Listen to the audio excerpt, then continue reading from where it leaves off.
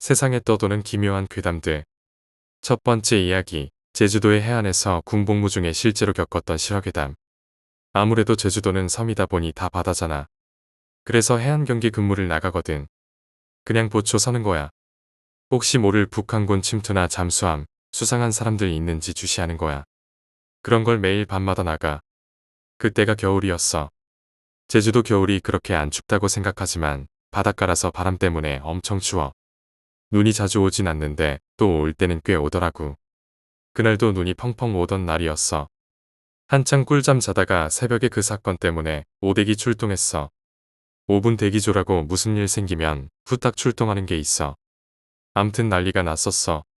그때 나는 초반 근무라서 일찍 근무서고 들어와서 자고 있었지. 갑자기 다 깨우더니 사망사고 발생했다고 하더라고. 난 진짜 북한군이 쳐들어온 줄 알고 깜짝 놀랐어. 암튼 오대기만 출동하고 우리는 내무실에서 무슨 일인지도 모르고 바짝 긴장한 상태로 완전 군장하고 대기하고 있었지. 곧 행정반으로 전화가 왔어. 결론만 얘기하면 같은 내무실 쓰던 김 병장이란 애는 죽고 권 일병이란 애는 실신해서 병원으로 실려갔대. 사고를 당한 김 병장이랑 권 일병이라는 애들은 새벽 2시였나? 그때 근무였어. 초소 내부에 별다른 특이사항도 없고 누가 침투한 흔적도 없고 공격한 흔적도 없어서 현장 조사는 그걸로 마쳤나봐. 김 병장의 사인은 심장마비였나? 동사였나? 정확히 기억은 안 나는데 아무튼 자다가 그냥 죽었다고 나왔나봐. 그래서 그 현장에 있었던 권 일병이 이 미스터리를 풀어줄 유일한 사람이었지. 실신해서 병원에 실려간 권 일병이 깨어나기만을 모두들 기다리는 상황이었어. 하루쯤 지나자 권 일병이 깨어났어. 근데 애 상태가 영 안 좋았다고 하더라고.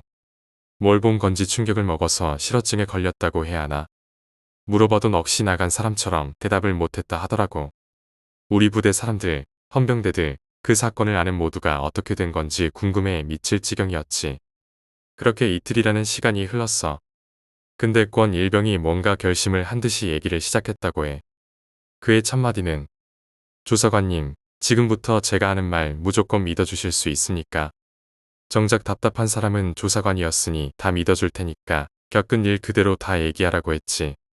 그렇게 권 일병은 끔찍했던 그날을 기억하는 듯이 표정을 찌푸리며 몸이 떨려오는 것을 억지로 참으며 이야기를 시작했어. 늘상 그렇듯 김 병장이랑 권 일병 둘이 앞번초 근무자들이랑 근무 교대를 하고 근무를 서고 있었대. 원래 그러면 안 되지만 보통 병장급 정도 되면 후임병만 세워놓고 일 있으면 바로 깨워라 하고 구석에 처박혀 자거든. 그날도 김 병장은 권 일병이랑 잠깐 노가리 까다가 잔다고 하고 구석에서 잠들었대. 권 일병 혼자 근무를 서고 있었대. 그래도 일병 때쯤엔 군기가 바짝 들어있을 때라서 열심히 근무를 섰겠지. 그렇게 한 20여 분이 지났을까? 네, 그날의 기억으론 참 이상하니 많지 눈이 많이 왔었어. 아무튼 권 일병은 평소처럼 주변을 훑어보고 있었대. 근데 저 멀리서 거리조차도 가늠할 수 없는 곳에서 이상한 형광색의 빛이 뿌옇게 보이더래. 그때까지는 별거 아니겠지 하고 계속 그 형광빛을 주시하면서 다른 곳도 경계하는데 그게 정말 눈치채지 못할 만큼 아주 조금씩 다가오는 듯한 느낌을 받았대. 김 병장을 깨울까 말까 고민하다가 아주 느리게 움직이니까 조금만 더 지켜보자 하고 기다렸대. 근데 진짜 그 형광빛이 나는 물체가 조금씩 다가오는 게 눈으로 보였다는 거야. 그제서야 권 일병은 김 병장을 깨우려고 불렀다 하더라고. 김 병장님 일어나십시오. 라고 불렀지만 김 병장은 안 일어나더래. 그래서 속으로 욕하며 그 빛에서 눈을 떼지 않고 쳐다보고 있었대. 이게 조금씩 점점 다가오니까 점점 형체가 보였다더라고. 그 형체는 사람이었다고 그러더라고. 꿈치락꿈치락. 사람이 엎드린 상태로 얼굴까지 바닥에 파묻은 상태에서 눈밭 위를 꼼지락꼼지락거리면서 기어오던 게 보이더라는 거야. 권 일병은 뭐야 저게? 하면서 김 병장을 다시 깨웠대. 원래 선임병을 깨울 때 몸에 손을 대고 깨우면 개갈군건이었는데 그따위 것은 생각도 안 나고 너무 무서워서 눈은 얼굴까지 땅에 받고 꼼지락꼼지락 거리면서 오는 그걸 보면서 김 병장을 막 발로 찼대. 김 병장님 일어나십시오. 공부 때문에 뒷일 따위 생각나지도 않았대. 그렇게 해도 김 병장은 안 일어났다고 하더군. 그래서 초소 안에 있는 전화로 상황실에 전화를 걸려고 했대. 근데 전화기를 들었는데 먹통인 거야. 앞에서는 얼굴을 땅에 박은 인간이 팔다리를 꼼지락꼼지락 거리면서 오고 있지. 전화는 안 되지. 김 병장은 발로 차도 일어나지도 않지. 완전 미칠 것 같았대. 어쩔 수 없이 혼자 처리할 수밖에 없는 상황이었으니. 그 수상한 새끼가 기어오는 동안 속으로 몇 백, 몇천 번을 시뮬레이션을 했대. 가까이 왔을 때 수화하고 불응 시에는 발포하려고. 이제 눈으로 정확하게 그 존재를 식별할 수 있는 곳까지 왔대. 근데 얼굴을 땅에 박은 상태로 꼼지락꼼지락 거리며 기어오는 모습은 똑같은데 그 수상한 새끼가 같은 군복을 입고 있었다는 거야. 권일병은 뭐지? 뭐야 이게 무슨 상황이지? 왜 내가 근무 때 하필? 이런 생각을 하면서 조정관 연발로 놓고 방아쇠에다 손가락을 올렸대. 꼼지락꼼지락 거리며 기어오던 그 새끼는 결국 초소 근처까지 왔고 권일병은 심호흡 한 번 내쉬고 수화를 했다는 거야. 손들어. 움직이면 쏜다. 화랑. 이 새끼야. 대답해. 화랑이라는 건 암구호인데 야간에 신원 확인이 어려우니까 같은 편끼리 정해놓고 쓰는 거야. 예를 들어 화랑하면 반대쪽에서 담배 나고 오면 아군이라 간주하고 신원 확인을 하러 나가는 거야. 그래서 권일병이 수화를 했는데 정체를 알 수 없는 그 새끼가 동작을 갑자기 딱 멈추더래. 원래 수화 3회 불응 시 발포가 원칙인데 막상 총을 쏠려니 망설여져서 한 번 더 수화를 했대. 손들어. 움직이면 쏜다. 화랑하는 순간 처음부터 끝까지 얼굴을 받고 있던 그 새끼가 몸은 엎드린 상태로 얼굴만 쓱 하고 들기 시작했다는 거야. 권일병은 잔뜩 긴장한 상태로 얼굴을 보려고 했지. 근데 권일병은 그 새끼 얼굴을 확인하자마자 기절을 해버렸대.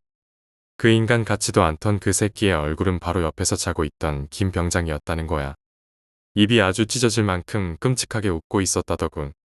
그 모든 얘기를 듣던 조사관은 권일병의 상태로 봐서 도저히 거짓말 같지가 않아서 일단 권일병은 병원에서 쉬라고 하고 우리 지역에서 유명한 무속인에게 물어봤다는 거야.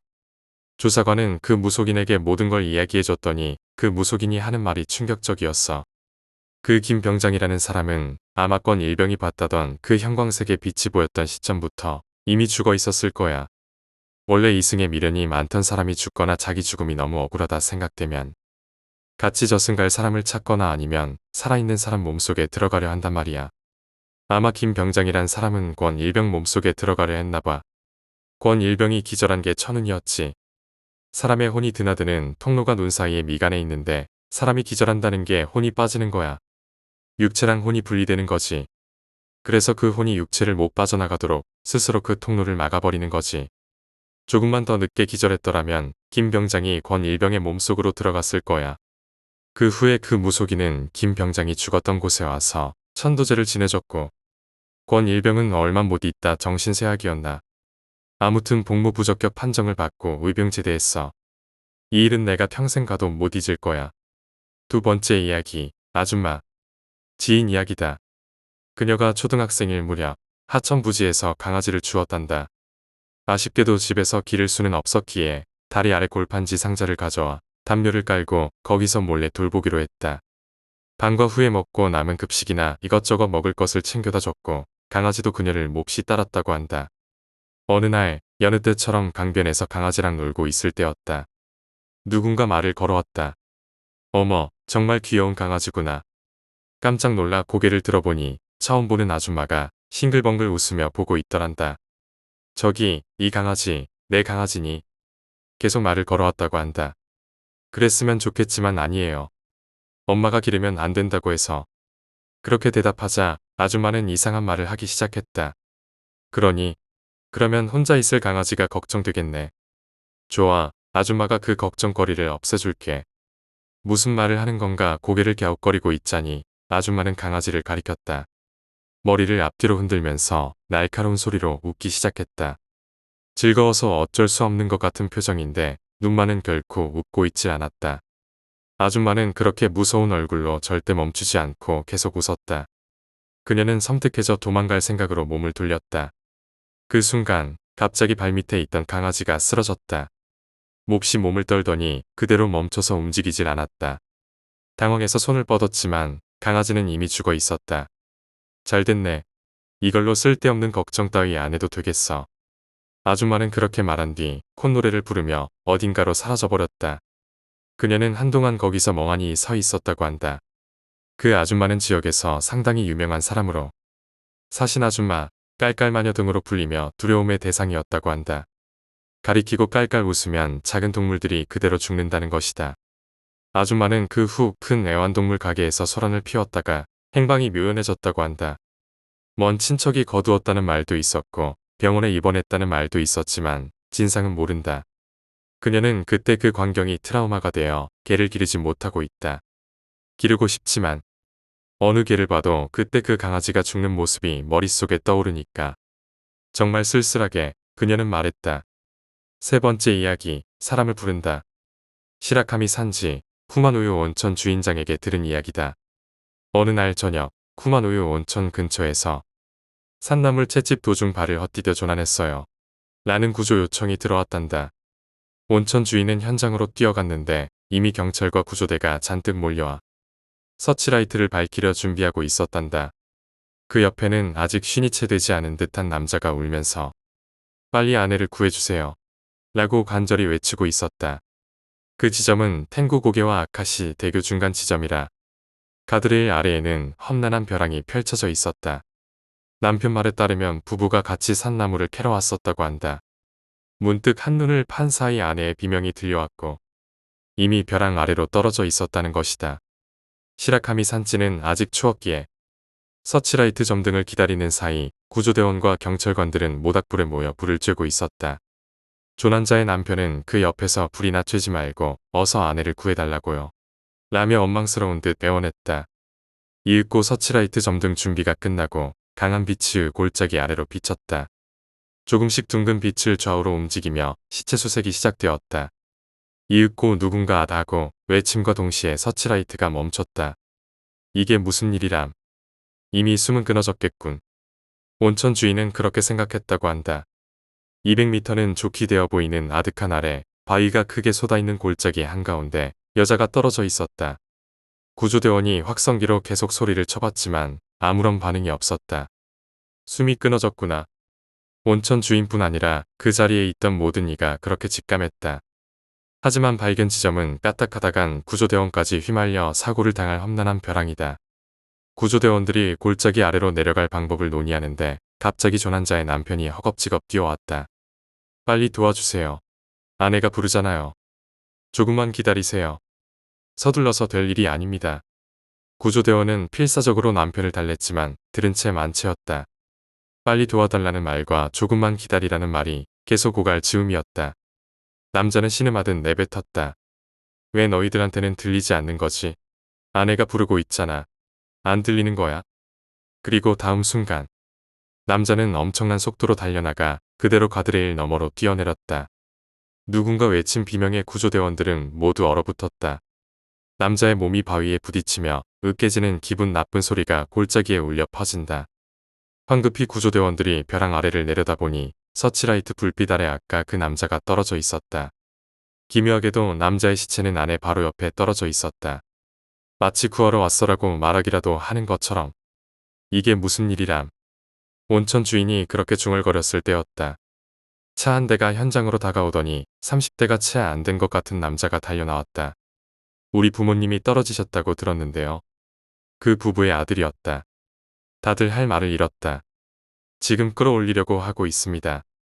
아래는 보지 마세요. 누군가 말했다. 그런 소리 마세요. 아버지 어머니가 골짜기 밑바닥에서 부르잖아요. 다들 입을 딱 벌리고 있는 사이 아들은 가드레일로 달려가기 시작했다. 그 순간 경찰관 한 명이 허리를 붙잡고 늘어졌다. 이 사람 말려. 말리라고. 안 그러면 이 사람까지 끌려갈 거야. 그 경찰관의 말에 다들 정신이 들었는지 다른 경찰관들도 뛰어가 아들을 뜯어말렸다. 뭐 하는 짓이야. 내 놈들한테는 우리 부모님이 울부짖는 게 안 들리냐. 이 짐승만도 못한 것들아. 아들은 반쯤 미쳐 날뛰었지만 누구의 귀에도 그런 소리는 들리질 않았다. 결국 하도 심하게 날뛴 탓에 아들은 경찰관들에게 연행되어 경찰차 뒷좌석에 갇혔다. 산악사고 구조 현장 같지 않은 기괴한 광경이었다. 아들은 계속 아버지 어머니가 부르고 있어라며 신음을 냈고 틈만 나면 경찰차에서 뛰쳐나오려 해 다들 애를 무진 먹었다. 하지만 몇 시간 지나 부부의 시체가 골짜기 밑바닥에서 인양되었다. 그 순간 아들은 마치 악령이 몸에서 나간 건 마냥 얌전해졌다고 한다. 아들은 부모님의 시체 앞에서 통곡했지만 아까 전과는 너무나 다른 아들의 태도에 그 자리에 있던 사람들은 다들 모골이 송연했다고 한다. 네 번째 이야기, 죽고 싶었다. 부부끼리 작은 방범회사를 설립하고 8년 정도 지났다. 지방은행에서 빌렸던 큰 빚도 거의 갚고 순조로이 이익이 늘어갈 무렵 덜컥 아내가 사고로 세상을 떠났다. 나는 그 이후로 일에서 손을 뗐다. 스스로도 이러면 안 된다는 걸 알고 있었지만 비즈니스 약속도 무시하고 하루 종일 불단 앞에만 앉아 있었다. 패인 그 자체였지. 당연히 사업은 망조에 접어들었고 빚은 쌓여만 가는 데다 사무실도 방치된 채 한 달이 흘렀다. 정신을 차리고 나니 이미 빚도 산더미인데다 그간 쌓아온 모든 게 무너진 후였다. 나는 자살하기로 마음먹었다. 길게 자란 머리 그대로 가장 굵은 로프를 사왔다. 집에 돌아와 천장판에 묻고 의자 위에 섰다. 목에 로프를 감았지만 생각보다 그리 떨리지는 않았다. 의자를 차면 이제 죽는구나 하는 생각뿐. 주마등이라던가 자살하려는 각오라던가 그런 건 죄다 헛소문이구나 하고 멍하니 생각하고 있었다.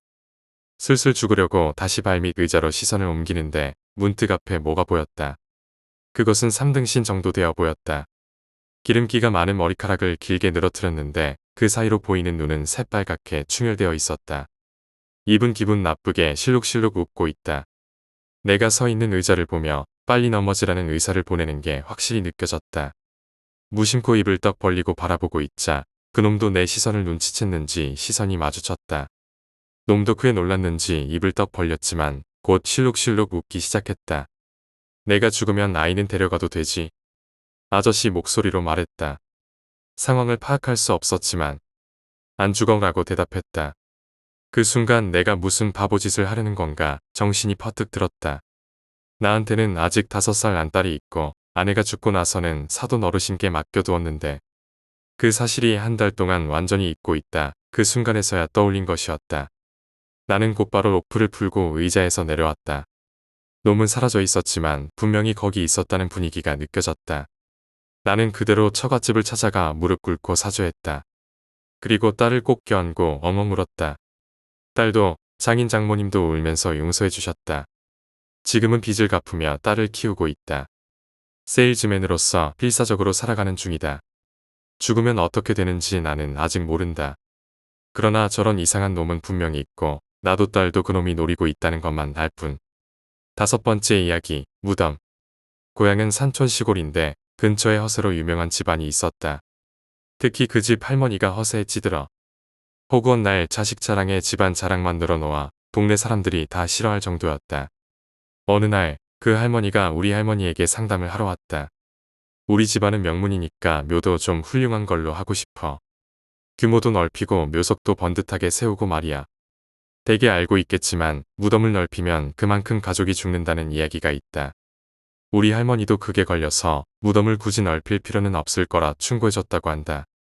하지만 그 허세쟁이 할머니는 거기서 멈추지 않고 절 주지 스님한테까지 찾아갔다고 한다.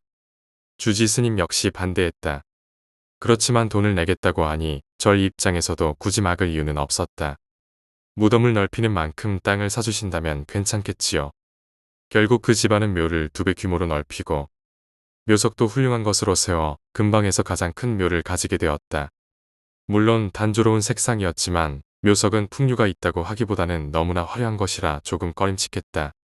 특히 묘를 넓히다 보니 주변 도로가 확 좁아져서 다들 불만이 이만저만이 아니었다.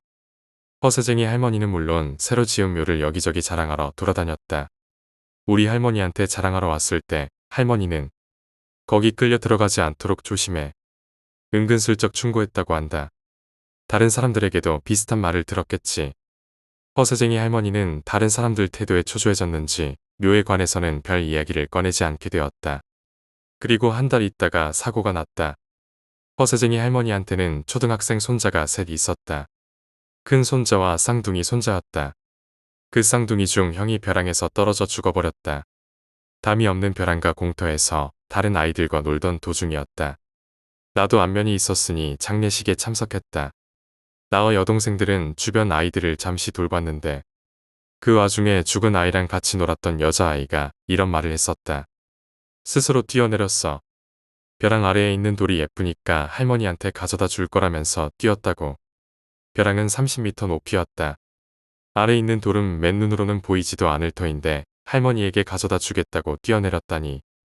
아이가 한 말이라 곧이곧대로 믿을 수는 없겠지만 곧 주변에서는 무덤을 늘린 탓에 아이가 끌려 들어갔다는 이야기가 나돌기 시작했다. 그리고 또 한 달 뒤 그 집 할아버지가 사고로 죽었다. 잔뜩 취해서 술을 사러 가다가 무단횡단을 했고 차에 치인 것이다. 동네 사람들은 다들 무덤을 크게 해서 그래. 가족들이 하나씩 무덤 채우러 끌려가는 거라고. 허세쟁이 할머니는 정신적으로 큰 충격을 받았는지 집에서 두문불출하게 되었다. 할아버지가 죽고 나서 3개월 후 이번에는 할머니가 대장암 말기 판정을 받고 입원하게 되었다. 나도 끌려가겠지. 묘를 크게 했으니 왜 절 주지 스님은 말려주지 않은 거야. 허세쟁이 할머니는 그렇게 중얼거리더란다. 허세쟁이 할머니는 결국 2주 정도 지나 세상을 떠났다. 그 후 주변에서는 그 집 완전 저주받은 것 같아라는 이야기까지 나돌았다. 하지만 5년 정도 지났지만 그 후 아무도 죽지 않았다. 우리 할머니와 절 주지 스님은 넓어진 무덤이 이제 다 메워진 거겠지라고 말했다. 단순한 우연일지도 모른다. 하지만 옛말이 실제로 눈앞에서 일어나는 걸 보고 나니 뭐라 할 말이 없을 정도로 두려웠다. 6번째 이야기, 안전요원. 작년 시립수영장에서 안전요원 아르바이트를 했을 때 일이다. 그 수영장은 50분 수영하고 10분 동안 휴식을 가지게 하는 스케줄로 돌아간다. 휴식 시간대는 혹시 누가 물속에 잠겨 있는지 확인하는 게 안전요원이 할 일이다. 어느 날 휴식 시간대에 나는 분명히 보았다. 수영장 한가운데에 사내아이가 엎드린 채 가라앉아 있는 것을. 검은 수영복과 수영모자. 초등학교 3학년쯤 되는 아이일까. 잠수 중이라 호루라기 소리를 못 들은 걸까 싶기도 했다. 하지만 그 아이는 아무리 시간이 지나도 물속에서 흔들리고만 있을 뿐 움직이질 않았다. 큰일 났다 싶어 그대로 뛰어들었지만 아무리 찾아도 수영장 바닥에는 아무도 없었다. 이상하다 싶어 고개를 갸우뚱거리며 물에서 나왔다. 천장 불빛이 비친 걸 잘못 보기라도 했나 싶었지만 수영장 옆에서 선배가 어색한 얼굴을 하고 나를 바라보고 있었다. 나중에 물어보니 그 수영장에서는 종종 그런 일이 일어난다는 것이었다. 신입 안전요원이 바닥에 가라앉아 있는 아이를 발견하고 아무도 없는 수영장으로 뛰어드는 일이. 하지만 기묘하게도 그곳에서는 사망사고는 단 한 번도 없었다는 것이다. 내가 소년을 본 것은 그때 한 번뿐이지만 왠지 김새가 좋질 않아 올해는 아르바이트 신청도 안 했다. 소년을 목격한 후 비도 안 왔는데 아파트 현관 앞에 젖어 있거나 태어나고 처음으로 이상한 두드러기에 시달리는 등 괴상한 일이 이어졌었다. 그 이후 그 시립 수영장에는 발도 안 들이고 있다.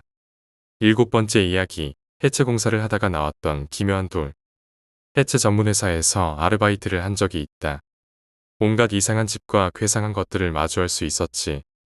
산 깊은 곳에 있는 낡아빠진 집 같은 건 특히 그렇다. 서랍 속에 뼈가 가득 들어있질 않나 벽 속에 긴 머리카락이 들어있기도 하고 집 한가운데에 입구도 없는 방이 덩그러니 있기도 했다. 그 안에는 작은 신사문이 세워져 있고 어찌되었든 죄다 때려 부수고 덤프트럭에 실어서 쓰레기로 처리해버린다. 정말 기분 나쁜 경우에는 술과 소금을 뿌리기는 하지만 결국 죄다 버리는 건 똑같았다. 그러던 어느 날 어느 계곡에 있는 오래된 대저택을 해체하는 작업이 들어왔다. 나는 운전기사 겸 사장이랑 사장 아들과 함께 예비조사를 하러 갔다. 집안에 뭐가 있고 어떤 게 들어있는지는 사장하고 사장 아들이 할 일이니 나는 밖에서 담배를 피우며 가져온 만화책을 읽고 있었다. 그러자 시골에는 보기 드문 고급차에 호기심이 동했는지 근처에 사는 듯한 할머니가 내게 말을 걸어왔다. 여기는 뭐 하러 왔나? 이 집을 좀 부수고 싶다고 의뢰가 들어와서요. 그런 거 전문으로 하는 회사입니다. 그러자 할머니는 이 돌집이 부서지는구나 라고 말했다. 왜 돌집인데요? 보기에는 별거 없는 나무로 지은 집인데. 그렇게 묻자 할머니는 아니 돌이 있어 라고 대답했다. 그게 뭔데요? 부수면 저주받는 건가? 나는 웃으며 농담을 건넸다. 할머니도 웃으며 대답해줬다. 나도 모른다. 근데 이상한 돌이 있다고 하더라. 흥미가 생겨 나는 집에 직접 들어가 보기로 했다. 문을 넘어 들어가자 안방과 넓은 뜰이 보인다. 그리고 그 뜰 한구석에는 창고가 3개 줄지어 서 있었다. 마침 거기 사장 아들이 보이길래 나는 창고 쪽으로 걸어갔다. 사장하고 사장 아들이 있던 건 새 창고 중 가운데 것이었다. 사장은 그 안에 있었는데 창고 가운데가 뭔가 이상했다. 그 가운데 창고만 정사각형이었는데 가운데에 씨름판처럼 둥글게 흰 돌이 파묻혀 있었다. 원 중앙에는 1m 길이의 각진 검은 돌판과 흰 돌판이 서로 마주보듯 서 있었다. 사장은 계속 그걸 바라보고 있었다. 내게는 그저 괴상하다는 생각만 들 뿐이었다. 그날은 조사를 마치고 돌아왔지만 며칠 뒤 그 집 해체를 진행하게 되었다. 해체 첫날 아침 회사에 나가자 무슨 일인지 사장이 직접 나와 우리에게 말했다.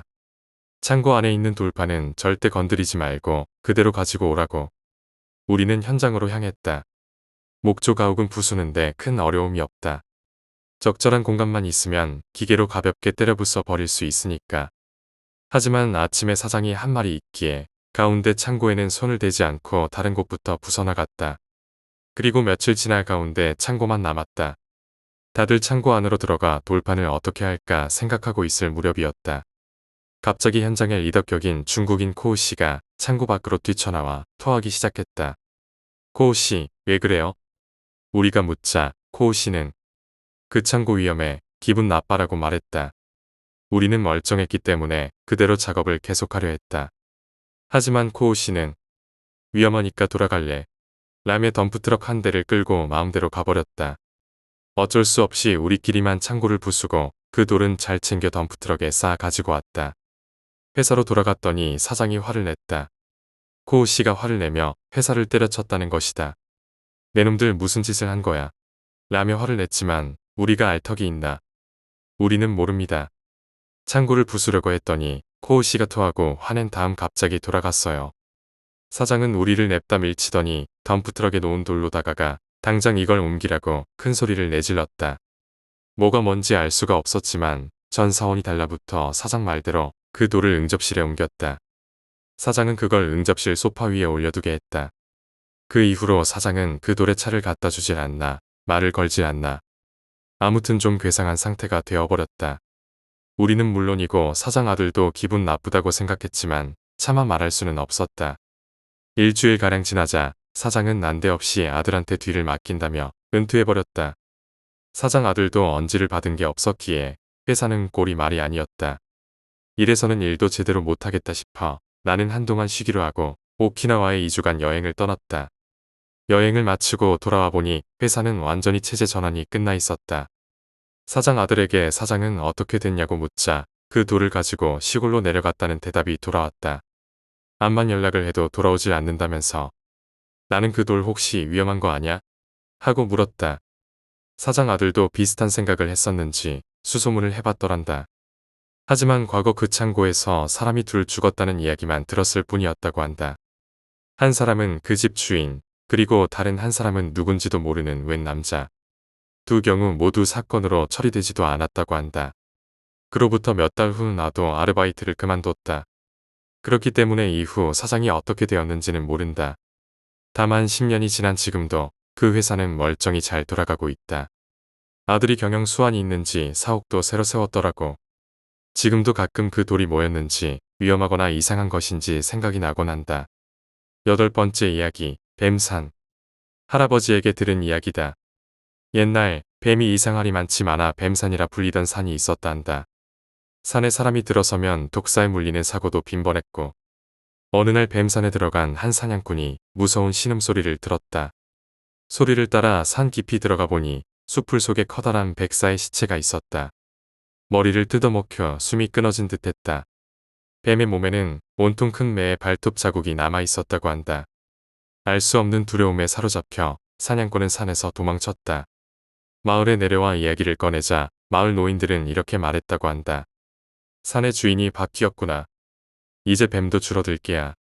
그날 중으로 이전 주인이었던 큰 뱀에 대한 공양의식과 새로운 주인인 큰 매를 맞이하는 의식이 마을에서 거행되었다고 한다. 그 후 산에서는 뱀이 자취를 감췄지만 그 대신 새가 잔뜩 늘어났다고 한다. 그 산은 자주 주인이 바뀐다고 하더라. 백사 전에는 멧돼지, 그리고 그 전에는 승냥이가 있었다더라. 할아버지는 그렇게 말하고 이야기를 매듭지었다. 9번째 이야기, 폐가. 후배 이야기다. 어릴 적 시골에 놀러 갔었단다. 후배는 간만에 시골 친구들을 만나 놀 생각에 들떠 있었다. 친구들 중 한 놈이 귀신 나오는 집에 가자 라고 말을 꺼내 다들 뜻을 모았다. 그 폐가는 산을 약간 오르면 덩그러니 한 채 놓여 있는 곳이었다. 인적이 끊긴 지 한참이 됐는데도 종종 집안일 하는 소리가 들린다는 것이었다. 하지만 장난꾸러기들이라 진심으로 귀신이 나올까봐 두려워하는 놈은 하나도 없었다고 한다. 그렇게 폐가에 비집고 들어가 마음껏 이리저리 뛰놀며 살폈다고 한다. 2층 안쪽을 찾고 있는데 한 놈이 갑자기 우뚝 멈춰섰다. 무언가가 슥슥 스치는 듯한 소리가 들린다는 것이었다. 다들 멈춰서 귀를 기울이니 확실히 희미하게 소리가 들려온다. 소리가 어디서 들리는지 알아차리자 다들 겁에 질려 울상이 되었다. 이미 올라온 계단 바로 아래 딱 그 무렵에서 소리가 들려온다. 가위바위보를 해진 녀석에게 아래를 내려다보게 했단다. 사람의 모습은 없었다. 단지 낡아빠진 걸레 한 장이 보였다. 걸레는 마치 벌레가 움직이듯 혼자 마루 위를 닦으며 돌고 있었다. 장난꾸러기들은 그제야 알아차렸다고 한다. 폐가에 들이닥치며 여기저기 흙발로 밟았던 자취를 열심히 닦아내고 있었던 것이다. 그걸 보고 있자니 무섭다는 생각은 사라지고 미안한 마음이 들더란다. 다들 신발을 벗고 천천히 계단을 내려왔다. 미안합니다. 다들 그렇게 사과하고 폐가에서 나왔다. 걸레는 아무 반응 없이 단지 열심히 자기 일만 했다고 한다. 후배가 중학교에 들어갈 무렵 그 폐가는 철거됐다. 아직도 후배는 시골에 내려갈 때면 그 걸레는 어떻게 됐을까 하고 떠올린다고 한다. 10번째 이야기 구조대원. 조난자 구조나 수색에 참가한 후 영혼에게 시달리는 이들이 종종 있었다. 영혼이 아니라 환각일지도 모를 일이지만 한 사례로 기껏 발견했는데 이미 죽어있던 남성이 있었다. 곁에 떨어져 있던 메모를 보면 어젯밤까지는 분명 살아있던 사람이다. 메모 마지막 줄에는 자신을 찾아내지 못한 구조대에게 원한을 품고 죽어간다고 적혀 있었다. 그걸 쓸 무렵에는 이미 사고가 흐트러져 일종의 혼란 상태에 빠져 있던 거겠지. 구조대원 중 한 명은 그렇게 생각하며 애써 스스로를 위로했다. 또 다른 사례로 발견 당시 이미 자살해 있던 남성이 있었다. 곁에는 여성의 시체가 있었다. 부검 결과 여성은 이미 며칠 전 사망한 것으로 밝혀졌다. 여성이 사망하자 스스로를 자책하다 남성 또한 자살한 것으로 처리되었지만 그의 얼굴은 상처투성이었고 여성의 손톱에서는 남성의 피부 조각이 잔뜩 발견되었다. 눈사태에 휘말려 온몸이 짓이겨진 나머지 내장이 죄다 드러난 채 발견된 여성도 있었다. 얼어붙어 있던 내장의 선명한 색깔은 영원히 못 잊을 겁니다. 그렇게 말하며 한숨을 내쉰 건 전업 구조대원이 아니라 수색을 도우러 온 현지 청년이었다. 이런 일들이 줄지어 일어나다 보니 끝내 자살이나 인격 파탄에까지 이른 구조대원도 있었다. 그들 중 상당수는 조난자의 영혼이 꿈과 현실에 나타나 원망을 늘어놓으며 째려본다는 증언을 남겼다. 이유 없는 원한일지라도 이미 죽은 이의 감정을 어찌할 도리가 있겠는가. 조난자의 가족에게 욕을 먹는 일도 허다하다. 아들을 못 찾으면 거기서 그냥 죽을 때까지 돌아오지 마세요. 라고 말하는 이도 있다. 무너질 것 같이 약해진 스스로를 지탱하기 위해 상대에게 터무니없이 거친 감정을 내비치는 것이다. 11번째 이야기 귀신 나오는 길. 친구와 함께 밤길을 걷고 있었다. 그 길은 밤에 귀신이 나온다는 소문이 자자한 곳이라 나는 내심 벌벌 떨고 있었다. 잠시 걷고 있는데 뒤에서 발소리가 들려왔다. 뒤를 돌아보고 나는 졸도할 뻔했다. 뒤에는 무섭고 기분 나쁜 노파가 있었다. 허리를 숙이고 머리카락은 산발이라 보기만 해도 위압감이 느껴졌다. 뭐지, 저건 귀신인가? 저렇게 스산한 분위기라니 틀림없이 귀신일 거야. 나는 노파에게서 눈을 피하려 했었다. 하지만 그러면 그럴수록 공포와 호기심은 커져만가. 나는 뒤에서 천천히 걸어오는 노파를 몇 번이고 돌아보고 말았다. 그리고 나는 믿을 수 없는 광경을 목격하고 말았다. 앞에서 다가온 여고생이 우리 옆을 지나 곧바로 노파에게 걸어갔다. 서로 상대가 보이질 않는 듯 피하지 않고 계속 걸어간다. 그리고 마침내 두 사람이 부딪히는 순간 노파는 마치 특수효과처럼 쓱 여고생의 몸을 빠져나왔다. 나는 마구 비명을 지르며 거기서 도망쳤다. 역시 노파는 귀신이었구나. 처음부터 이상했어. 처음부터. 헐레벌떡 쫓아온 친구가 내게 묻는다. 나는 헛소리처럼 중얼댔다. 나왔다고 귀신이. 그러자 친구는 어이가 없다는 듯 웃기 시작했다. 뒤에서 천천히 걸어온 노파에게 친구는 아무렇지 않다는 듯 인사를 건넸다. 가까이서 보니 의외로 별 이상할 것 없는 보통 할머니였다. 우리 아파트 사시는 분이야. 좀 무서워 보일 수도 있지만 귀신은커녕 엄청 건강한 분이라고. 뭐야, 괜히 무서워했네. 귀신이 나오는 길이라니 순 엉터리잖아. 12번째 이야기, 원숭이. 산 동료에게 들은 이야기다. 지인의 오두막에서 묵을 겸 술자리 벌이던 어느 밤이었다. 현관 쪽에서 소리가 났다. 무슨 일인가 싶어 확인하러 가보니 숲속으로 허연 것이 빨려 들어가더란다. 더러운 붕대 다발이었다. 마치 투명한 통에 감겨있는 것처럼 천이 빙빙 감겨 하늘에서 흔들흔들 떠돌고 있었다. 허나 오두막에서 새어나온 빛 사이로 잠시 보이던 그것은 곧 나무 사이로 사라져버렸다. 무슨 일이야?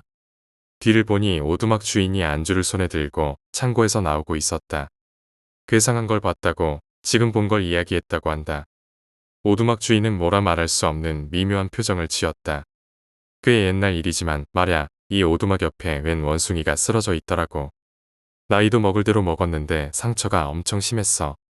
무리에서도 포기하고 내쫓았겠지. 아마. 회 안에 젖은 듯 그는 말을 이어갔다. 무심코 동정심이 일어서 치료를 해주고 붕대도 감아줬어. 한동안은 오두막 근처에서 머물다가 상처가 나으니까 쓱 사라져버렸어. 뭐 야생동물이라는 건 되게 그런 법이지. 그런데 말이야, 그놈은 다 나았는데도 붕대를 벗으려 하진 않더라고. 그리고 매년 치료를 받았을 때 즈음에 꼭 답례를 하러 찾아와. 그리고는 현관을 열어젖혔다. 문 바로 앞에 그리 많지는 않지만 과일과 버섯이 얌전히 놓여 있었다. 원숭이가 은혜를 갚는 건가? 신기하면서도 훈훈한 기분에 잠겼지만 순간 뭔가 이상하다는 걸 느꼈단다. 붕대는 분명히 보였는데 왜 원숭이는 안 보인 거지? 말했잖아, 한참 전 일이라고. 애시당초 늙은 원숭이였으니 죽은 지도 꽤 됐어. 내가 본 건 살아있는 게 아니라고. 오두막 주인은 한참 동안 숲속을 바라봤다고 한다. 솔직히 이제 은혜 갚기는 충분하니 성불하기를 바라고 있지만 말이야. 외로운 듯 그렇게 말하더란다. 13번째 이야기, 숲풀. 지인인 티할아버지에게 들은 이야기다. 티할아버지는 젊을 적 동료와 함께 산에서 노가다를 뛰었단다. 신입일 무렵 산에서 하룻밤 꼬박 일을 하게 되었다고 한다. 그런데 웬 아름다운 여자가 숲풀 속에서 자신을 바라보고 있었다. 주변에 민가는 없었기에 이상하다 싶었지만 영손에 익지 않은 일을 열심히 하고 있는 사이 여자는 사라져버렸다고 한다.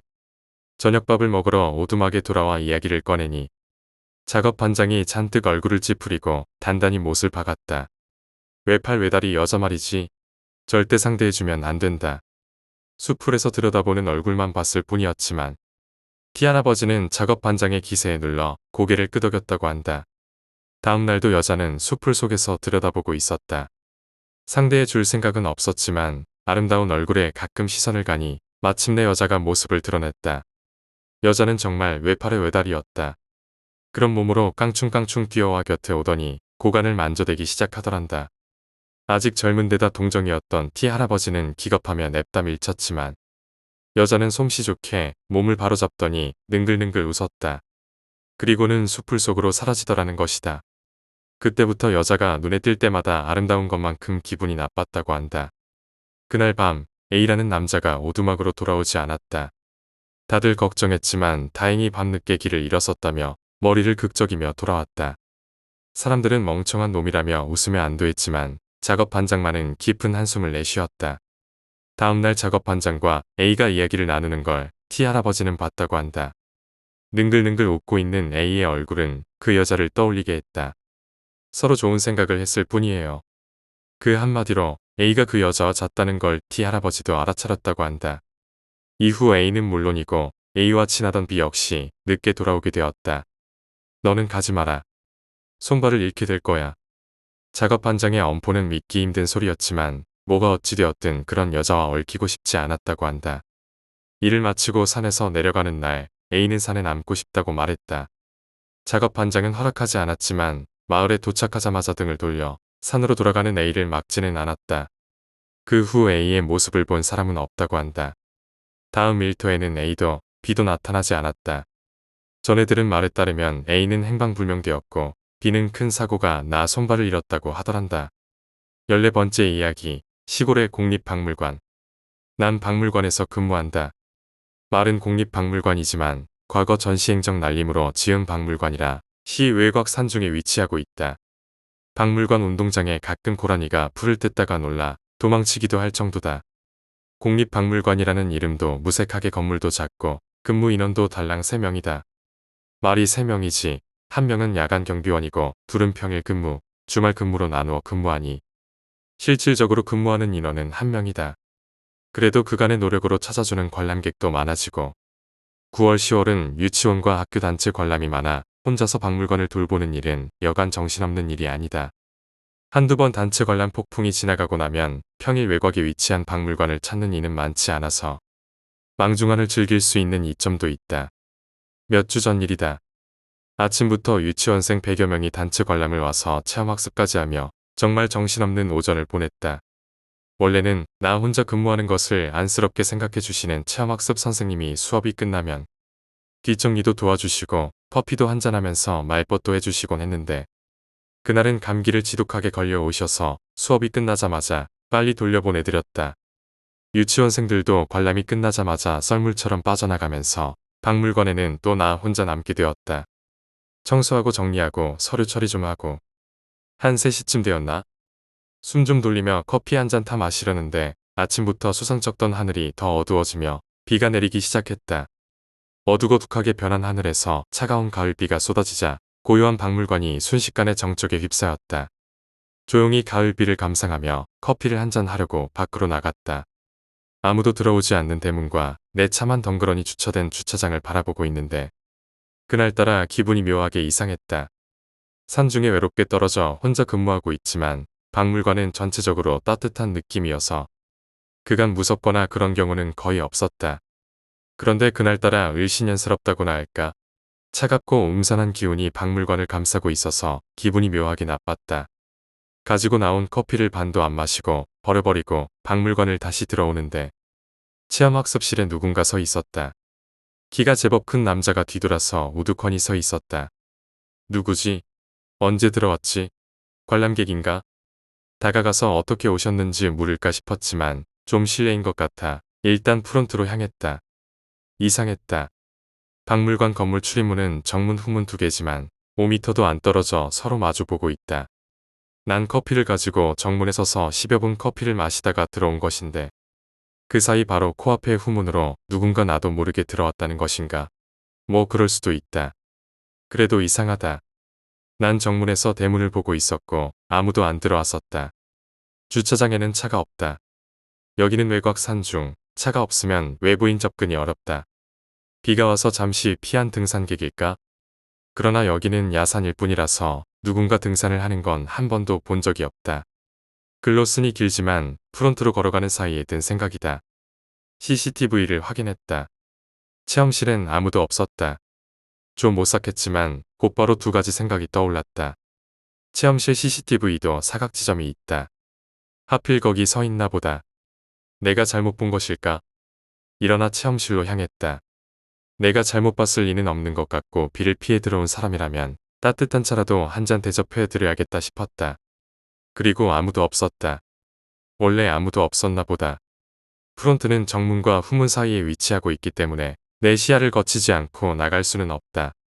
다시 2가지 생각이 든다. 처음부터 잘못 본 거다. 다른 문으로 들어왔고 그 문으로 나간 거다. 내가 잘못 본 것 같지는 않았다. 확실히 우두커니 체험실 입구에 서 있는 뒷모습을 봤다고 생각된다. 박물관 출입구는 정문 후문 2곳이라고 했지만 평상시 개방해 두는 곳이 2곳이라는 말이고 다른 문이 2개 더 있다. 문제는 이 2 출입문은 평상시 폐쇄되어 있다는 것. 자물쇠를 걸어두어서 열쇠가 없으면 안 된다. 혹시 주말 근무자가 개방해 둔 채 퇴근한 건가? 비를 피하려던 등산객인지 누군지는 모르지만 열린 문으로 들어왔다가 그 문으로 다시 나간 것일지 모른다. 열쇠를 챙겨 들고 문을 확인하러 간다. 앞서 말했듯이 국립이라지만 작은 박물관이라 지척인 거리다. 그리고 자물쇠는 둘 다 잘 잠겨져 있었다. 그럼 내가 잘못 본 거네. CCTV를 확인해 볼 수도 있지만 왠지 꺼림칙하고 으스스해서 그만두었다.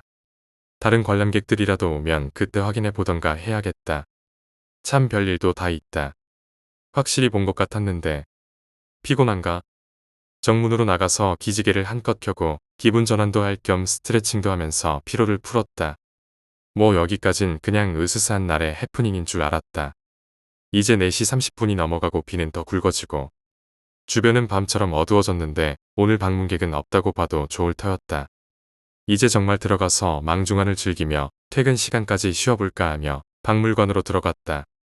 어지러진 책상을 정리 좀 하고 행정문서 좀 들여다보려고 하는데 똑똑똑 소리가 난다. 고개를 들어보니 모자를 눌러 쓴 여자가 박물관 유리문을 두드리고 있었다. 관람객인가? 남 못할 짓 하다 걸린 아이처럼 황급히 자리에서 일어났다. 박물관에 바로 들어오지 못하고 개관을 했는지 저렇게 물어보시는 분들이 종종 있어서 안내해드리기 위해서였다. 또 그 짧은 시간에 여러 가지 생각이 들었다. 이상했다. 정문에서 스트레칭하며 박물관 대문을 보고 있었지만 아무도 들어오지 않았다. 들어와서 책상 정리니 뭐니 했지만 1분도 안 되는 짧은 시간이었다. 그리고 박물관 문은 이중으로 되어 있다. 유리문을 열고 들어와서 유리문 하나를 더 통과해야 건물 내부로 들어올 수 있는 것이다. 그리고 난 그 문에 종을 달아두어서 정말 조심스럽게 열지 않는 이상 소리가 난다. 많은 사람이 이 종소리에 놀라곤 한다. 그런데 아무 소리도 안 내고 외곽문을 통과해서 내부문을 똑똑똑 두드리고 있다는 거다. 프론트에서 이 종소리를 안 내고 들락날락하는 사람은 아직 한 번도 없었다. 여하튼 참 신기하네 하면서 아무 생각 없이 내부문을 열어드린다. 난 키가 190인데 여자는 키가 작고 모자까지 눌러서서 얼굴은 안 보인다. 얼핏 봐도 얇은 옷을 입고 비에 흠뻑 젖어 있다. 괜찮으세요? 관람 오셨습니까? 하며 문을 열어주며 주차장을 힐끗 봤는데 차는 역시 내 차뿐이다.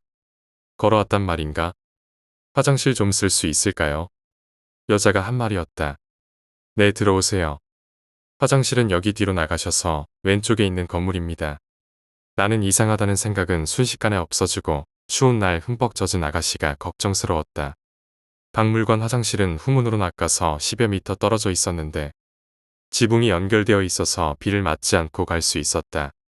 난 아가씨를 위해 따뜻한 차라도 한 잔 드려야겠다고 생각하고 사무실로 향했다. 화장실로 안내해 주시면 안 될까요? 등 뒤에서 아가씨가 말했다. 이런 경우는 처음이었다. 화장실은 박물관 후문 지척으로 훤히 보이는 곳에 있고 지붕도 연결되어 있다. 무서운가? 화장실 불을 좀 켜달라는 건가? 얼마 전 여자 화장실 살인사건 뭐 이런 것 때문에 뭐 그럴 수도 있겠다 싶었다. 처음 보는 남자한테 화장실 안내를 해달라는 사람은 얼마나 쪽팔릴까 싶어서 당연하다는 듯이 네, 그러죠 하면서 앞장섰다. 문을 열고 나가자마자 고양이들이 야옹거리는 소리가 들렸다. 얼마 전에 산고양이에게 밥을 몇 번 줬더니 아주 눌러앉아 새끼를 낳아 6마리라는 대식구가 되어서 사료를 엄청 먹어대는 놈들이었다. 산고양이들이면서 사람을 엄청 잘 따라서 개처럼 부비고 애교를 부리는 친구들이었는데 다른 사람들에게도 너무 살갑게 대해서 걱정이 들기도 했던 놈들이었다. 그런데 이놈들이 털을 바짝 곤두세우더니 하악거리면서 살벌한 분위기를 만든다. 이놈들이 이러는 건 처음 봤다. 유치원생들이나 초등학생들이 안아보겠다고 달려들 때도 야옹거리면서 도망만 치던 놈들이 이러니까 내가 더 당황스러웠다. 이놈들이 왜 이러지? 평소에는 안 그러는 녀석들인데 오늘 이상하네요. 저리가 하면서 손을 휘휘 저어 쫓으려는데 고양이들이 무서운 소리를 내면서 내 어깨를 넘어 뒤로 달려들었다. 6마리가 순식간에 나를 뛰어넘어 손님에게 달려드니 난 기겁했다. 관람객이 박물관 고양이에게 다쳤다고 한다면 정말 큰일이기 때문이다. 반사적으로 뒤에 아가씨가 있는 곳을 돌아봤지만 거기엔 아무도 없었다. 고양이들은 아직도 뭔가에 잔뜩 흥분해서 으르렁거리고 있었지만 뒤에 있어야 할 아가씨는 어디에도 없었다. 주변은 탁 트여 있어서 그 찰나의 순간에 어딜 갈 수 있는 상황이 아니었다. 혹시나 박물관 건물로 들어간 건 아닌가 했지만 역시 아무도 없었다. 처음부터 아무도 안 왔었던 것만 같았다. 이제 나도 정말 정신이 없었다. 그렇다고 뭘 어떻게 해야 하나? 시청 과장님께 보고하고 튀어. 경찰에 신고해. 다들 미쳤다고 하지 않을까? 일단 박물관에서 가장 가까운 곳에서 도자기를 굽는 체험 선생님께 전화를 했다. 좀 급한 일이 생겨서 그러는데 지금 꼭 좀 와주시라고 했다. 한 10여 분 후에 도자기 선생님이 오토바이를 타고 방문해 주셨다. 정신이 나간 것 같은데 괜찮으냐고 물으시면서 멧돼지라도 나왔느냐고 하신다. 난 좀처럼 흥분을 잘하지 않는 사람인데 손이 부들거리고 말이 제대로 나오지 않았다. 횡설수설하면서 선생님을 옆에 모시고 CCTV를 돌려봤다. 난 아무도 없는 허공에 대고 인사를 하고 문을 열고 누군가를 안내하고 있었다. 도자기 선생님도 크게 놀라셨다. 결국 박물관 문 닫을 때까지 도자기 선생님과 함께 있다가 문을 닫고 퇴근할 수 있었다. 도자기 선생님은 다행히 내일 아침에 자기의 할 일거리를 가지고 박물관에 와서 함께 있어 주시겠다고 했다. 별 수 있나? 다음날 난 정상 출근을 했고 과장님께 전화로 구두 보고를 했다. 참 황당해 하셨지만 어린애도 아니고 직원이 그러니 안 믿을 수도 없을 것이다. 오후에 과장님이 방문하셔서 이야기도 나누고 CCTV도 함께 보았다. 문제는 여기도 관공서라 인원을 마음대로 뽑을 수가 없다는 것이었다. 결국 야간 근무자가 놀고 있는 자기 백수 동생을 데려와 함께 근무시키고 체험학습 강사비 명목으로 보수를 지급하기로 하면서 이 소동은 가라앉았다. 어제 도자기 선생님이 근처에 사시는 무당을 모셔왔다. 무형문화재 등록권으로 나도 안면이 있던 분이었다. 그분이 박물관을 둘러보시고 말씀하시길 박물관 터나 뭐나 나무랄 데 없다고 하셨다. 잡기가 붙거나 뭐 이런 곳이 아니고 밝고 따뜻한 기운이 머무는 그런 곳이라고 하셨다. 그럼 그날은 왜 그런 건가요? 운수가 나쁜 날이지. 가끔 그런 날이 있어. 엄청나게 좋은 터여서 잡기가 아주 범접하지 못할 정도의 강한 기운의 터가 아니라면 가끔씩 이런 놈들이 방문을 하기도 해. 그분 말씀으론 비바람이 몰아치며 음기가 강해지는 날에는 그 비바람을 타고 사람을 놀래켜주는 걸 업으로 하는 잡귀들이 가끔씩 나타난다고 했다. 그나마 평소에 고양이들에게 잘해줬던 것이 나를 도왔다면서 앞으로도 고양이들에게 잘하라는 당부를 하셨고 박물관 터나 뭐 그런 것 때문이 아니니 직장을 옮기거나 할 생각 말라고 하셨다. 앞으로 박물관이 커지고 좋아질 거라고 하시며 여기서 잘해서 관장까지 하라는데 믿어야 하는지 말아야 하는지 모르겠다. 여하튼 난 아직도 그 박물관에서 근무하고 있고 이제 다시 1인 근무체제로 돌아갔다. 15번째 이야기, 친구의 비밀. 중학교 1학년 무렵 나는 아웃사이더였다. 완전히 혼자 따돌림을 당한 것은 아니지만 친구들과 종종 이야기를 나누면서도 여자아이들이 모이면 생기기 마련인 그룹들 중 어느 곳에도 소속되지 않았기 때문이었다. 왕따는 아니지만 그 비슷한 정도였다. 말을 건네면 다들 받아주지만 그렇다고 내가 먼저 다른 아이에게 말을 거는 일은 없었다. 아웃사이더 생활을 해본 사람이라면 내 심정을 이해할지도 모르겠다. 그저 다른 사람에게 관심이 없었을 뿐이었다. 같은 반 친구들 이름도 다 기억하지 못해 종종 이야기하다가 당황할 때도 잦았다. 누가 누구를 좋아한다는 이야기를 들어도 그저 그렇구나 하는 정도 생각뿐이었으니까. 하지만 중학교에 들어오고 나니 다들 그런 이야기에만 관심을 갖고 떠들어대서 나는 그 화제에 전혀 끼어들지 못했던 거다.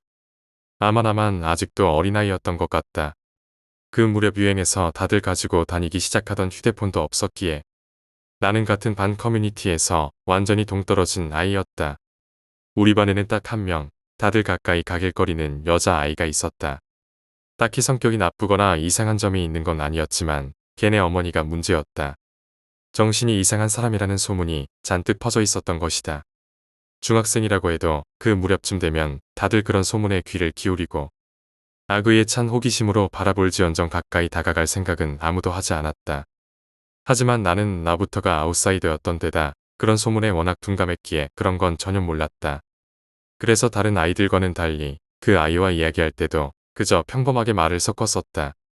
그러는 사이 점차 그녀는 나 말고 이야기할 상대가 없었던지 쉬는 시간마다 내게 다가와 말을 걸게 되었다.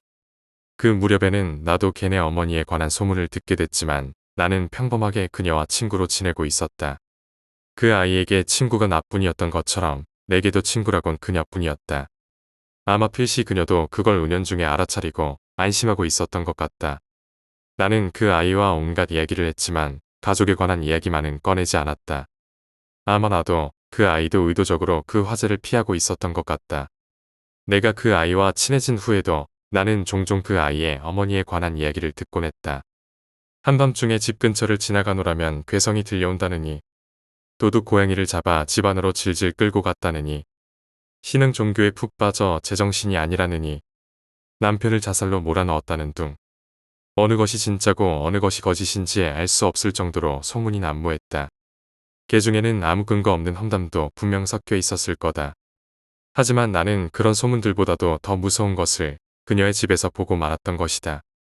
서론이 꽤 길어졌지만 지금부터 내가 할 이야기는 그렇게 친한 친구였던 그 아이와의 인연이 끊어지게 된 이유에 관한 것이다. 그의 여름방학이 시작되고 얼마 되지 않았던 어느 날 그 아이가 감기 때문에 학교를 쉬었다. 그녀가 학교를 쉬는 건 처음 있는 일이었다. 나는 오랜만에 학교에서 외톨이로 남은 쓸쓸함을 느끼며 새삼 그 아이에 대한 그리움을 되씹고 있었다. 그때 내 머릿속에 문득 좋은 생각이 떠올랐다. 그 아이네 집에 프린트물을 가져다 주러 가자는 생각이었다. 우리 집과 그 아이네 집은 반대 방향이었기에 원래대로라면 집이 가까운 다른 친구가 프린트물을 가져다 줄 예정이었다. 불운하게도 그 역할을 맡았던 남자아이는 흔쾌히 내게 그 역할을 양보해 주었다. 너희들 사이 너무 좋은 거 아니야? 그렇게까지 말하면 뭐 어쩔 수 없지. 남자아이는 해실해실 웃고 있었으니 내심 꽤 안도하고 있었던 듯했다. 선생님에게서 그 아이네 집 위치를 전해 듣고 그 아이네 집으로 향했다. 나는 두근거리는 마음뿐이었다. 프린트물을 가져다 주겠다고 자청한 건 모두 호기심 때문이었다. 그 아이네 집이 보고 싶다는 호기심. 설마 소문만큼 두려운 곳은 아닐 거라는 생각을 내 눈으로 직접 확인하고 싶었다.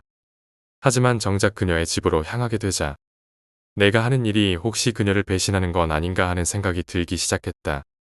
그때까지는 아예 말을 하지 않았지만 분명 그녀는 자신의 가족에 관해 이야기하는 것을 꺼리고 있었다. 특히 나에게는 더 살짝 후회가 되기 시작했지만 그날 받았던 게 꽤 중요한 프린트물이었기에 전해주지 않을 수도 없었다. 어쩔 수 없이 나는 터벅터벅 걸어 그 아이네 집에 도착했다. 자그마한 단독주택이었다. 조금 오래되기는 했어도 거리 풍경에 녹아들어 있는 평범한 집을 보자 나는 조금 자신을 되찾았다. 분명 겉으로 보이는 것처럼 별 문제 없는 평범한 집일 거라는 생각을 하면서 그리고 천천히 초인종을 눌렀다. 2층 방 창문이 덜컥 열렸다. 그 아이였다. 그녀는 놀란 얼굴로 나를 보다가 고개를 안으로 쓱 들이넣었다. 곧이어 계단을 급히 내려오는 발소리가 들렸다. 소문이 자자한 어머니 대신 그 아이가 나오는 것에 안도하며 나는 그 아이가 나오기만을 기다렸다. 미닫이 문이 열렸다 닫히는 소리가 들렸다. 무슨 소리일까 싶었지만 곧바로 문이 열리고 그 아이가 나왔다. 감기가 아직 다 낫지 않은 것인지 안색이 좋지 않았다. 에이야, 무슨 일로 온 거야? 프린트물 가져다 주려고 왔어. 그녀의 목소리는 또렷했고 딱히 이상한 기색도 없었다. 나는 안심하고 프린트물을 건네주었다. 어서 기운을 차리라던가 이런저런 시덥지 않은 이야기를 나눈 후 그녀는 집 안으로 들어갔다. 별일 없이 프린트물을 전해준 것에 마음이 놓인 나는 편한 마음으로 돌아갈 생각이었다. 그런데 그녀의 집을 떠나려던 차에 나는 이상한 걸 보고 말았다. 현관에서 바로 왼쪽 방 커튼이 열려있던 게 화근이었다. 아까 그 미닫이문 소리가 들렸던 방인가 싶어 별 생각 없이 나는 곁눈질로 그 방을 쳐다봤다. 그게 실수였다. 다다미가 깔린 방 가운데 몸집이 작은 여자가 양손으로 무언가를 위로 들어올린 채 휘청거리며 간신히 서 있었다. 마치 전구를 가는 것 같은 모습으로 손에 들고 있는 건 고양이였다. 아니, 꼭 시계였을지도 모른다. 다만 확실히 죽은 것처럼 보였다. 저게 뭐지? 갑자기 그간 들어온 소문들이 생각나며 두려워지기 시작해 나는 쏜살같이 달려 도망쳤다. 그때 등 뒤에서 커튼이 닫히는 소리를 들은 것 같기도 했다. 다음 날 그 아이는 학교에 나왔다. 나는 어제 본 게 마음에 걸렸지만 그렇다고 그녀에게 직접 물을 수도 없어 소가리만 하고 있었다. 하지만 그 아이는 평소와 다를 게 없어 보였기에 나는 혹시 그저 전구를 갈고 있던 어머니를 내가 잘못 본 건 아닌가 싶을 지경이었다. 그러는 사이 쉬는 시간이 되어 그 아이가 다가왔다. 오늘은 말이야, 엄마까지 감기에 걸려서 들어 누워버리셨지 뭐야. 넌 괜찮아? 간접적인 이야기긴 했지만 그 아이가 자기 가족에 관해 입에 담은 것은 처음이었다. 나는 놀라는 한편 강한 위화감을 느꼈다. 그리고 점심시간이 되기 직전 4교시. 그녀는 수업 도중 쓰러져 양호실로 옮겨졌다. 아무래도 감기가 다 낫지 않았음에도 무리해서 학교에 나왔던 것 같았다. 겉으로 보기에는 멀쩡해 보였지만 사실 39도 가까이 열이 올라 실제로는 움직이면 안 될 몸 상태였던 것이다. 하지만 그 아이는 선생님의 걱정에도 불구하고 혼자서 집으로 비틀비틀 돌아갔다. 집은 학교 근처이니 괜찮으리라 생각하면서도 걱정되는 건 어쩔 수 없었다. 하지만 그녀에 관해 생각하는 사이 나는 기분 나쁜 생각 하나를 떠올리고 말았다. 혹시 무리를 하면서까지 학교에 온 건 학교를 쉬면 내가 집으로 찾아오기 때문은 아닐까 하는 것이었다. 한번 생각을 그런 식으로 하기 시작하니 모든 게 그렇게만 느껴지기 시작했다.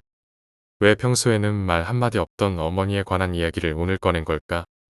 혹시 그건 내 신경을 다른 쪽으로 돌리기 위한 건 아닐까? 그만두면 좋을 텐데 기분 나쁜 생각은 마치 증식하는 것처럼 계속 늘어만 갔다. 어제 들었던 커튼 소리. 그건 혹시 2층에서 날 내려다보던 그 아이가 닫은 커튼 소리였던 건 아닐까? 그런 의문들 속에서도 우리 둘 사이는 한동안 그대로 유지가 되었다. 그 아이의 어머니가 어떤 사람이든 그녀는 그녀고 좋은 친구라고 생각했기 때문이다. 굳이 말하고 싶어 하지 않는다면 나도 묻지 않으면 되는 것이었다. 그걸로 됐고 그게 낫다고 생각했으니까. 그런데 12월이 되고 얼마 지나지 않아 그녀가 또 학교를 쉬었다. 선생님은 또 감기에 걸린 것 같다고 말했다. 우리 반 아이들은 그쯤 되자 나와 그 아이를 무슨 커플 비슷한 것으로 여기고 있어서 당연히 선생님도 내게 프린트물을 가져다 달라고 부탁했다.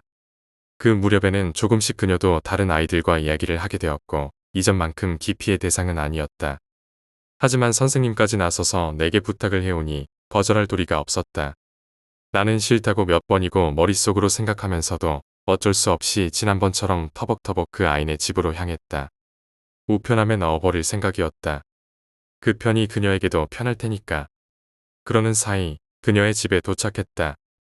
현관문 앞에 누군가가 웅크려 앉아 있었다. 그 아이였다. 왜 여기서 이러고 있어? 나는 놀라 물었다. 그녀는 창백한 얼굴을 들고 나를 보며 희미하게 웃었다. 프린트물 A가 가져다 주러 올 거라고 생각했거든. 아니, 그게 무슨 소리야? 아무튼 고마워. 뭔가 이상했다. 마치 무언가를 숨기는 것 같은 모습이었다. 그녀는 프린트물을 내 손에서 빼앗듯 잡아챈 후 현관문을 열었다. 그리고 그 순간 갑자기 프린트물로 입을 막더니 토하기 시작했다. 나는 괜찮아. 괜찮으니까. 그 아이가 이렇게 말하며 다시 웅크려 앉았다. 손에 든 프린트물은 토사물로 잔뜩 더러워져 있었고 옷도 엉망진창이었다. 괜찮긴 뭐가 괜찮다는 거야. 됐으니까 가만히 있어. 이렇게 된 이상 더 이상 그녀를 혼자 내버려 둘 수 없었다. 나는 현관으로 고개를 돌려 그 아이의 어머니를 부르기 시작했다. 실례합니다. 안에 누구 안 계신가요? 부탁할게. 나는 괜찮으니까 그만해. A는 눈물 고인 눈으로 부탁했지만 나는 가슴속에서 솟구치는 우정이라고 할까 오기 같은 것에 불타고 있었다. 이렇게 아픈 그녀를 그냥 내버려 둘 수 없었던 것이다. 하지만 집안에서는 아무런 반응이 없었다. 나는 초조해짐과 동시에 그녀의 어머니에게 강한 적개심을 느끼기 시작했다. 딸이 이렇게 아픈데 어머니란 사람이 도대체 뭘 하고 있는 거냐면서. 잠깐 안에 들어갔다 올게. 내가 이렇게 말하고 집 안으로 들어섰다. 실례합니다. 여전히 아무런 반응이 없다. 어쩔 수 없다고 생각한 나는 우선 그 아이가 토한 걸 치우기로 했다. 그리고 무언가 닦아낼 도구를 찾기 위해 현관 맞은편에 보이는 복도 끝 화장실 쪽으로 향했다. 그런데 무슨 소리가 들려왔다. 복도 왼쪽, 지난번 내가 봤던 그 미닫이 문이 달린 방에서였다. 역시 이 안에 있는 건가? 친구를 위한 마음 때문에 두려움이 사라져 있던 상태였기에 나는 과감히 그 미닫이 문을 열어 제꼈다. 결과적으로 말하자면 그 아이의 어머니인 듯한 여자는 있었다. 지난번과 같은 포즈로 역시나 죽은 고양이를 들어 올린 채. 하지만 그런 괴이한 모습이 별거 아닌 것처럼 느껴질 정도로 더욱 두려운 것이 그 방 안에 있었다. 문을 열었는데도 그 아이의 어머니는 내 인기척조차 느끼지 못하는 것 같았다. 그 손에 들린 고양이를 따라 내 시선은 천장으로 향했다. 그리고 그 방 천장에는 커다란 얼굴 하나가 붙어 있었다. 눈, 코, 입. 딱 그것만. 눈썹도 머리카락도 없었다. 그저 가죽으로 만든 가면이 천장에 붙어 있는 것 같은 모습이었다. 너무나도 충격적인 광경에 나는 정신을 잃을 것만 같았다. 갑작스러운 충격 때문에 뇌가 제대로 된 판단조차 내리지 못해 나는 소리도 못 지르고 그 자리에 멍하니 서서 그것을 바라보고 있을 뿐이었다. 만든 걸까 저걸. 눈썹도 머리카락도 없는 얼굴은 그게 남자인지 여자인지조차 알 수 없는 모습이었다. 감정이 느껴지지 않는 눈은 그저 바닥만을 가만히 바라볼 뿐이었다. 그리고 내가 멍하니 천장을 올려다보는 사이 그 아이의 어머니가 내게 천천히 다가왔다. 그리고는 내게 고양이의 시체를 건넸다. 나는 도저히 버틸 수가 없었다. 비명조차 지르지 못하는 와중에 미친 듯 달려 문을 열고 바깥으로 뛰쳐나왔다. 바깥에 주저앉아 있던 그 아이는 내 얼굴을 보고 모든 것을 알아차린 듯했다. 에이야, 아니야. 가지마. 저건 우리 엄마가 만든 거야. 우리 엄마가 이상한 거야. 엄마가 이상한 것뿐이라고. 그녀의 절규를 뒤로 한 채 나는 도망쳤다. 감기 때문에 아픈 그녀를 버려두고. 하지만 이미 그런 걸 신경 쓸 때가 아니었다. 나는 버렸던 것이다. 그게 만든 게 아니라는 증거를. 그 방에서 도망치기 직전에 천장에 달린 얼굴은 눈을 깜빡거렸던 것이다. 그리고 그 다음 날부터 그녀는 학교에 나오지 않게 되었다. 그녀에 대한 죄책감에 시달렸지만 나는 그저 그날 봤던 광경이 너무나 무섭고 무서워서 잊기 위해 노력할 뿐이었다. 그리고 그 이후 나는 그녀를 만난 적이 없다. 그 사건 이후 그녀와의 인연은 완전히 끊어져 이후 어떻게 살고 있는지 소식조차 듣지 못했다. 16번째 이야기, 의사. 할아버지는 젊을 적 깊은 산속 마을에 살고 있었다. 마을에는 그다지 평판이 좋지 못한 의사가 딱 한 명 있었다. 할아버지가 알고 지내던 나이 지긋한 남자가 맹장염에 걸리자 어쩔 수 없이 그 의사에게 수술을 받았다고 한다. 하지만 고름 처치를 잘못한 탓인지 그만 복막염이 일어나고 말았다. 시내 병원으로 옮겨 장세척을 받아야 한다는 진단이 나왔다. 한겨울인데다 눈이 엄청나게 오는 지역이라 버스는 이미 끊겨 있었지만 운 좋게도 우연히 마을에는 육군 부대가 주둔하고 있었다. 사정을 이야기하자 소달구지에 환자를 태워 시내까지 데려다 주기로 했다고 한다. 그래서 환자는 진통제를 맞고 담요를 칭칭 감싼 채 달구지에 올랐다. 하지만 어마어마한 통증 때문에 마구 뒹굴다 담요는 다 풀려버렸다. 그의 입에서는 계속 의사를 원망하는 말이 이어졌다고 한다. 그 의사가 제대로 처치만 했어도 이런 일은 없었을 텐데 하고 잔뜩 앙심을 품은 것이었다. 너무 날뛰는 그를 견디다 못해 의무병 한 명이 그의 상태를 살폈지만 결국 환자는 저녁 무렵 숨을 거두고 말았다. 의무병이 몇 번이고 확인했지만 완전히 죽은 후였다고 한다. 그래서 더 이상 병원까지 데려갈 필요도 없다는 판단하에 그의 사체를 도중 어느 민가에 내려놨다고 한다. 마을에서 사람을 보내 사체를 인수해 가라는 것이었다. 그 집 사람에게 양해를 구하고 담요로 사체를 감싼 얼반지에 올리고 마구간에 사체를 안치했다. 그런데 아침이 되어 집 주인이 사체에 향을 올리려는데 담요만 남아있고 사체가 사라졌다고 한다. 사체는 수술을 했던 의사 집 앞에서 발견되었다. 환자는 꽁꽁 얼어붙은 채 두 눈을 치켜뜨고 의사네 집 현관 앞에 눈투성이가 되어 우뚝 서 있었고 아침에 일어나 문을 열었다. 그 광경을 본 의사는 혼비백산에 그대로 자빠져 허리를 다치고 말았다. 그게 원인이 되었는지는 모르겠지만 그 의사가 채 1년이 지나지 않아 심장병으로 세상을 떠나고 말았다.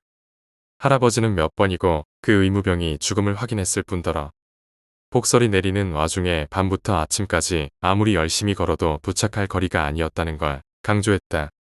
그 후 그 마을은 계속 의사 한 명 없이 살고 있다고 한다. 마을 진료소에 아무리 새 의사가 들어와도 모두 1년도 버티지 못하고 그만둬 버린다는 것이다.